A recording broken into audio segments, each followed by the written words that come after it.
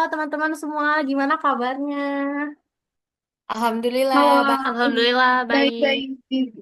Mantap, mantap, mantap. Jadi hari ini seperti yang aku cerita ke kalian, ada schedule untuk small group discussion. Dan karena aku tahu kalian semua udah acknowledge tentang sosiologi hukum, jadi sekarang aku mau bahas tentang sosiologi hukum as tool of analysis. Nah, sekarang aku sebagai fasilitatornya itu akan presentasiin dulu nih teman-teman materinya tentang yang kita akan bahas ini. Terus nanti baru deh kita ke sesi diskusi. Nah, untuk rules-nya kalian bisa interupsi aku waktu aku lagi ngejelasin.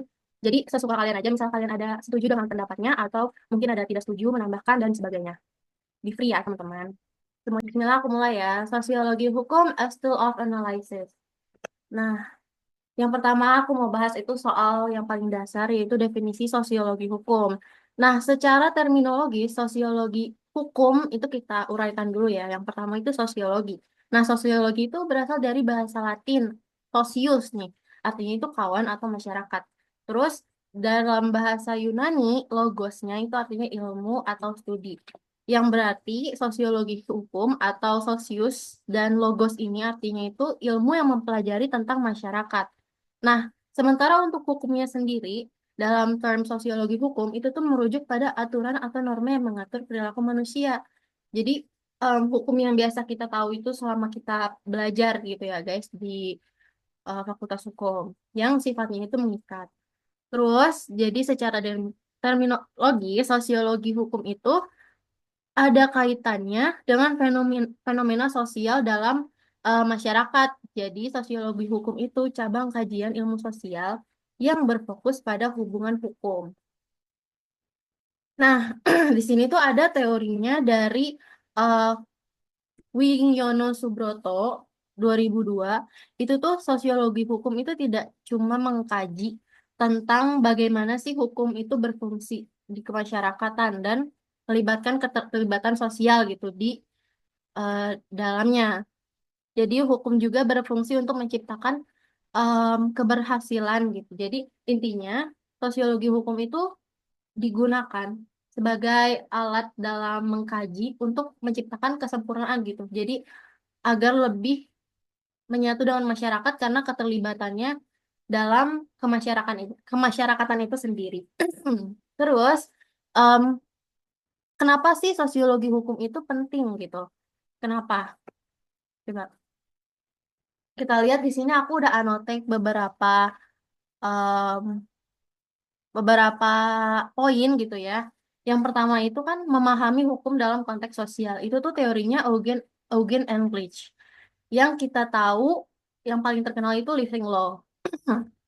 Nah, maksudnya apa sih? Jadi tuh maksudnya hukum tuh bukan sekedar aturan tertulis yang seperti kalian tahu lah ya, hukum itu kayak gimana, tapi juga fenomena sosial. Jadi kalau Eugen Enrich itu pointing out fenomena sosialnya gitu, yang dipengaruhi oleh budaya, nilai, kebiasaan masyarakat gitu. Nah, dengan konsep yang dia sebut tadi, itu tuh dia menyebutkan living law. Itu menjelaskan tentang hukum yang hidup dalam masyarakat seiring kali dipengaruhinya manusia dibandingkan hukum tertulis yang sudah ada gitu. Selanjutnya tuh ada di bawahnya menganalisis efektivitas dari hukum ini sendiri. Nah, itu teorinya Donald Black atau perilaku hukum. Nah, jadi nggak semua hukum yang dibuat itu bisa diterapkan secara efektif kan, seperti yang kita tahu. Nah, Donald Black itu ngasih teori kalau perilaku manusia itu secara merata seringkali dipengaruhi oleh faktor-faktor sosial gitu, seperti ekonomi dan kekuasaan. Kemudian ada juga di sini mengucap kesenjangan antara hukum dan realitas. Mengungkap kesenjangan antara hukum dan realitas. Jadi maksudnya apa sih? Maksudnya itu hukum di atas kertas tuh tidak selalu sesuai gitu dengan kenyataan sosial. Nah, ini tuh teori Max Weber ya. Mungkin teman-teman ada yang udah sangat familiar dengan namanya. Kita selalu ingat Max Weber itu mungkin soal kayak hukum adalah norma tertulis gitu-gitu kan. Sementara dia sendiri juga memberi teori kalau hukum di atas kertas itu tidak selalu sesuai. Nah, itu nanti akan berpengaruh ke pentingnya sosiologi hukum dalam poin-poin yang disebut ini. Terus ada juga menjelaskan peran hukum dalam perubahan sosial. Hukum tuh bisa menjadi alat untuk mengubah masyarakat. Kayak gimana sih ya misalnya dalam kebijakan kesetaraan gender atau pelindungan lingkungan. Nah ini tuh teorinya Emil Durkheim. Kalau nggak salah ya penyebutannya kayak gitu. Emil Durkheim itu ngasih tahu kalau hukum dalam masyarakat modern lebih bersifat restitutif. Restitutif itu maksudnya berfungsi untuk menyesuaikan dan memperbaiki hubungan sosial agar tetap harmonis. Jadi hukum itu sebetulnya tidak perlu em, diciptakan diciptakan lagi, tapi lebih ke hukum itu menyesuaikan. Nah, penyesuaiannya ini berdasarkan dari perubahan sosial itu tadi yang dikaji oleh sosiologi hukum. Terus yang terakhir itu mengidentifikasi faktor-faktor sosial yang mempengaruhi hukum. Ini juga kayaknya sering kalian dengar ya namanya Karl Marx. Itu tuh dia em, lebih pointing out faktor ekonomi, politik, budaya, agama, pokoknya yang mempengaruhi bagaimana hukum itu dibuat dan diterapkan gitu guys. Terus hukum Karl Marx juga melihat hukum tuh sebagai alat semacam em, alat berkuasa gitu untuk mempertahankan dominasi orang-orang yang bisa gitu kayak orang-orang yang berkuasa gitu. Jadi seringkali hukum ini berpihak pada kelompok tertentu dalam masyarakat. Seperti yang lagi viral lah, kalian tahu tentang RUU apa gitu kan. Itu termasuk ke teorinya Karl Marx. Nah, dari situ kita bisa tarik kesimpulan dong kalau sosiologi hukum nih dari definisinya aja secara terminologis udah pointing out sesuatu yang mengenai masyarakat, berarti kepentingan sosiologi hukum dalam menganalisis hukum sebagai norma itu apa sih? Itu udah jelas banget. Itu bisa menjadi studi tentang kesadaran dan kepatuhan hukum kita. Jadi kira-kira gimana sih? Apakah masyarakat dengan hukum yang ada ini sudah patuh atau belum? Kalau tidak patuh itu kenapa kira-kira? Itu dilihat em, akar permasalahannya di mana. Nah, contohnya itu apa? Pengaruh kebijakan hukum agraria terhadap masyarakat adat dalam mempertahankan tanah mereka.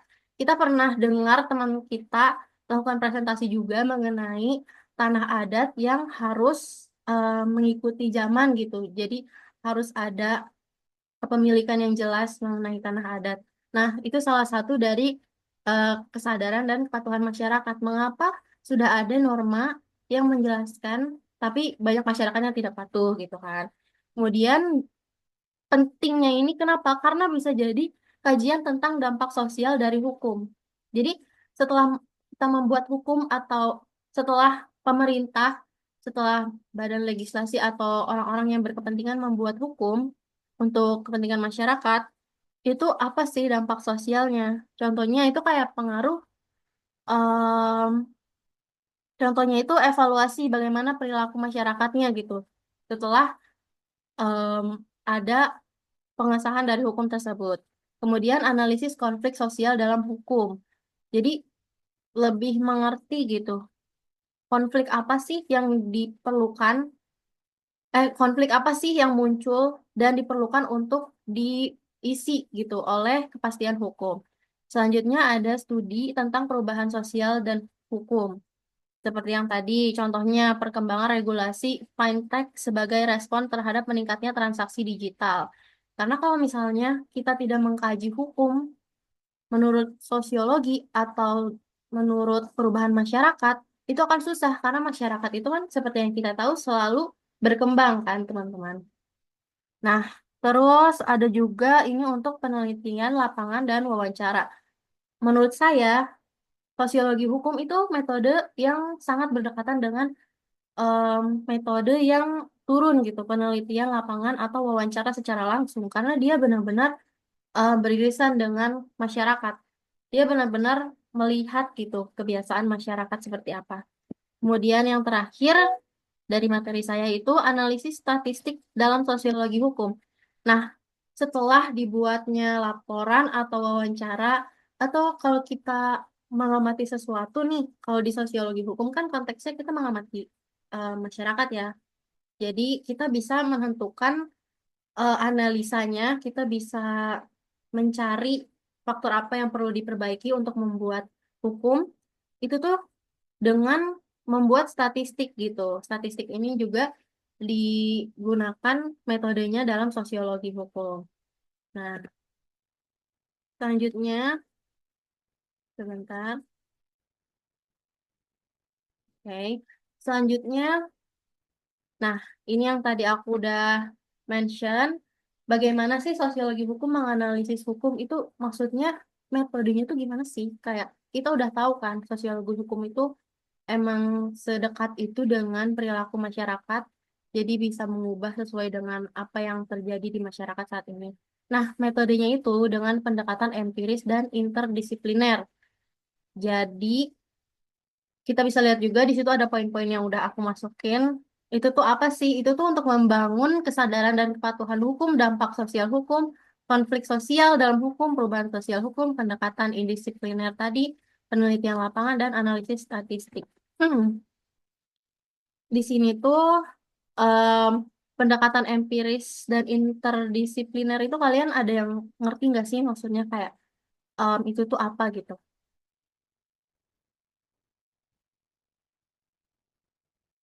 Wah, kalau pendekatan indisipliner sih aku kurang tahu ya, Kak. Tapi kalau pendekatan empiris tuh pendekatan yang melihat pada masyarakat bukan sih, yang melihat nilai-nilai moral. Nah, iya betul banget. Jadi itu emang sosiologi hukum tuh mengedepankan masyarakat banget kan, karena namanya juga sosiologi gitu. Jadi pendekatan empiris dan interdisipliner itu dalam konteks ini ya, berarti menganalisis bagaimana sih hukum bekerja di dunia nyata gitu. Sekaligus menggabungkan bagaimana perspektif ilmu lain. Jadi karena masyarakat itu tidak hanya satu jalur gitu ya. Jadi kayak masyarakat aja gitu. Enggak. Masyarakat itu bercabang kan kepentingannya, keperluannya, kebiasaannya. Jadi dia tuh memasukkan juga studi ilmu lain gitu. Ada masukin ekonomi, ada masukin politik, budaya gitu. Jadi menurut saya sosiologi hukum ini sangat membantu gitu dalam menganalisis hukum. Nah, kita next aja. Nah, ini ada contoh pengaruh perubahan sosial terhadap hukum. Kalian kalau lihat dari sini pasti udah kayak nangkep banget ya maksudnya tuh gimana. Nah, aku bahas aja ya satu-satu. Jadi kalau untuk UU ITE dan perubahan teknologi itu maksudnya gimana sih? Nah, UU ITE dan perubahan teknologi itu kan seiring dengan meningkatnya penggunaan internet dan media sosial. Jadi kan kita muncul banyak konflik juga ya penyesuaiannya dengan norma yang ada dan hal yang baru itu gimana. Nah, jadi dari hal itu kan muncul banyak kasus pencemaran nama baik lah, hoax lah, ujaran kebencian misalnya. Nah, akibatnya banyak negara termasuk Indonesia nih membuat undang-undang dan merevisi beberapa undang-undang yang mengatur aktivitas digital sehingga tidak ada kekosongan hukum. Selanjutnya juga ada implementasi perda syariah di beberapa daerah. Kalian ngerti nggak sih maksudnya dari yang ini? Kalian pasti udah langsung tahu di sini bakal bahas perda syariah di daerah mana atau kayak gimana. Menurut kalian apa?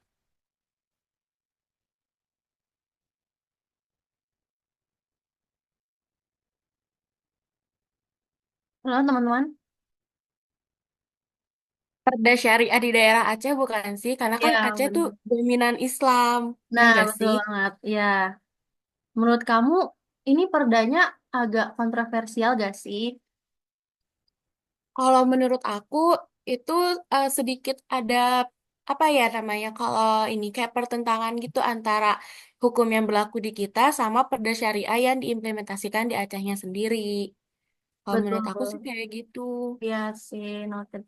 Nah ya, menurut aku waktu awal-awal perda syariah ini dikeluarkan dan hampir diterapkan ke seluruh daerah di Indonesia itu kan memunculkan banyak sekali perdebatan ya.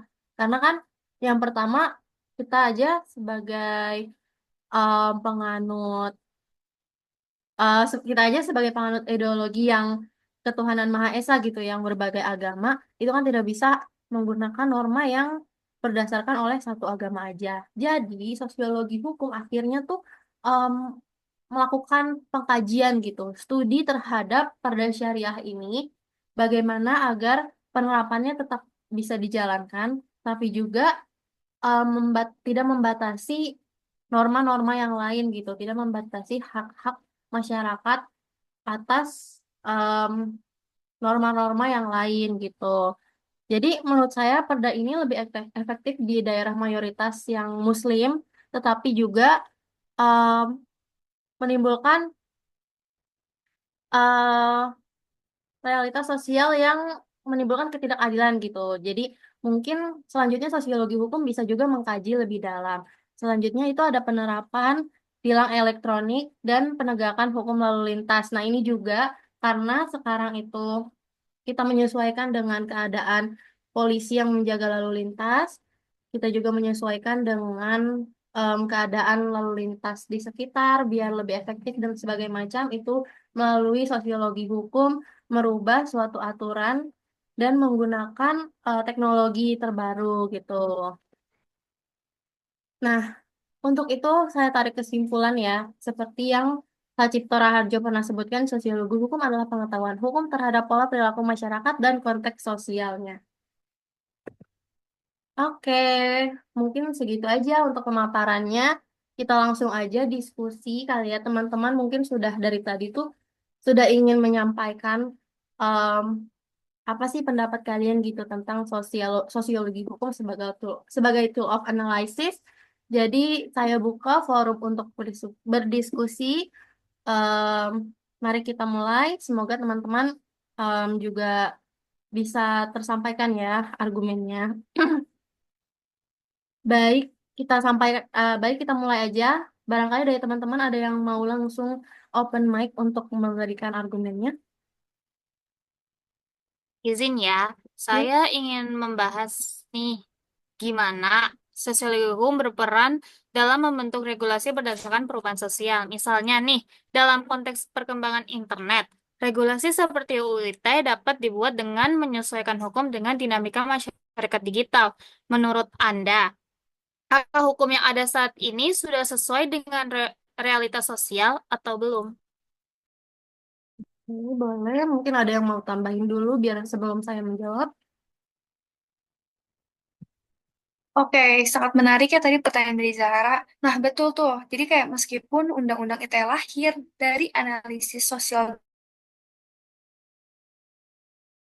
Duh, la ilaha illallah. artinya antara hukum yang dibuat dan kebutuhan masyarakat sendiri, khususnya terkait digital. Lalu mana sosiologi hukum melihat fenomena ini? Nah, jadi sosiologi hukum ini tuh juga ada ketidaksempurnaannya dalam penerapan hukum ya. Seperti UU ITE yang menunjukkan bahwa hukum itu selalu mengalami tantangan ya dalam menyesuaikan diri dengan realitas sosial. Jadi hukum itu lebih dinamis dan adaptif. Hmm, jadi kalau ada sebuah undang-undang yang justru membatasi hak masyarakat secara tidak proporsional, maka analisis sosiologi hukum ini dapat digunakan. Jadi kalau misalnya sekarang nih hasil dari analisis sosiologi hukum masih belum memuaskan, itu bisa em, digunakan lagi analisa sosiologi hukum. Mengapa hasil analisanya masih belum memuaskan gitu.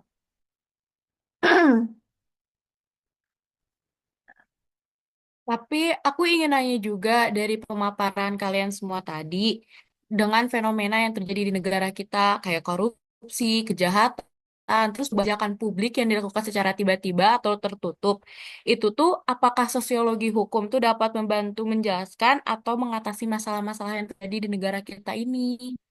Nah, udah pasti dong, karena menurut saya dari teori yang sudah tadi dipaparkan dan beberapa argumen pendukungnya, sosiologi hukum ini tuh melihat korupsi bukan hanya sebagai kejahatan individu, tapi juga sebagai fenomena sosial yang berkaitan dengan budaya. Khususnya di Indonesia ya teman-teman, mungkin di negara lain itu enggak, tapi di Indonesia itu sangat berakar, karena seperti yang kita tahu, mungkin mungkin lembaga seperti KPK itu hanya ada di Indonesia gitu karena korupsi yang sudah menjadi budaya. Nah, hukum itu akan selalu disusun dengan mempertimbangkan perubahan sosial yang terjadi. Jadi, evaluasi hukum secara berkala, salah satunya menggunakan sosiologi hukum, diperlukan biar regulasi selanjutnya itu relevan dengan kebutuhan masyarakat. Jadi, mungkin kita akan berantas dulu budaya dari si korupsi ini sesuai dengan em, ajaran sosiologi hukum, tentunya kalau untuk materi di sini sebelum kita membuat regulasi lagi dengan metode sosiologi hukum gitu menurut saya. Gimana Oh, selanjutnya? jadi kalau kita, maaf ya. Oh, Iya, jadi kalau kita lihat dari perspektif sosiologi hukum, tindak kejahatan seperti korupsi lebih dipengaruhi oleh struktur sosial yang ada, bukan hanya kesalahan individu semata ya. Kalau menurut aku sih setuju banget sama pemaparan dari kamu tadi. Jadi hukum itu hanya fokus pada hukuman tanpa memperbaiki struktur sosial yang mendukung tindakan korupsi. Maka praktik ini akan terus berulang. Itu sebabnya reformasi birokrasi juga penting dalam menekankan korupsi yang ada di negara kita. iya, Menarik. Tapi kalau gitu ya, berarti kan hukum ini tuh, hukum biar efektif ya, hukum itu harus mampu beradaptasi dengan realitas sosial. Ya nggak sih teman-teman? iya Nah, benar banget. ya kan? Terus kayak Mm-mm. gimana ya caranya agar hukum ini tuh nggak tertinggal oleh perubahan sosial yang cepat gitu loh. Hmm. Makanya em, dalam memahami hukum ini, dalam perspektif sosiologi hukum, itu menurut saya ya, untuk dari yang kita bahas itu sangat tepat gitu. Karena kita jadi bisa melihat gitu kalau misalnya hukum itu bukan hanya soal aturan tetapi bagaimana aturan tersebut bekerja dan bagaimana aturan tersebut itu dilahirkan yang berdasarkan pada aktivitas manusia gitu, kebiasaan manusia, budaya manusia gitu. Kira-kira teman-teman ada tambahan lagi? Wah, kalau menurut saya ya dari diskusi yang kita lakuin ini, kita jadi tahu banget kalau misalkan sosiologi hukum tuh benar-benar efektif banget untuk menganalisa apa yang terjadi di masyarakat. Ya nggak sih teman-teman semua? Nah, Ya. iya kita juga lebih memahami bahwa hukum bukan sekadar aturan tertulis, tetapi juga harus sesuai dengan realiti sosial agar benar-benar efektif juga. Kalau gitu sih, berarti kita bisa simpulin ya, bahwa sosial hukum itu membantu hukum menjadi lebih responsif dan tidak kaku terhadap perubahan masyarakat. Em, Berarti untuk diskusi kali ini tuh teman-teman semua udah sampai narik kesimpulan, udah paham dan tidak ada yang tidak setuju ya dengan argumennya mungkin cukup semua. Ya mungkin Cukup cukup. mungkin tadi kita juga sudah membahas tentang kekurangannya bagaimana, tapi masih kita tonjolkan tentang bagaimana sih kerja sosiologi hukum sebagai tool of analysis. Jadi sebenarnya sosiologi hukum itu relevan meskipun masih ada kekurangannya ya teman-teman. Oke deh kalau gitu diskusi kita tentang sosiologi hukum sebagai alat analisis atau tool of analysis kita akhiri ya semuanya. Semoga wawasan yang kita eh, curahkan di sini bersama-sama sebagai small group discussion itu bisa membantu kita memahami bagaimana sih cara kerja sosiologi hukum dan hubungan hukum dalam masyarakat. Terima kasih semuanya. Terima kasih kembali, materinya sangat bermanfaat. Kita tahu pentingnya sosiologi hukum di kehidupan kita. Terima Ya, kasih juga. makasih. Ya, terima kasih ya.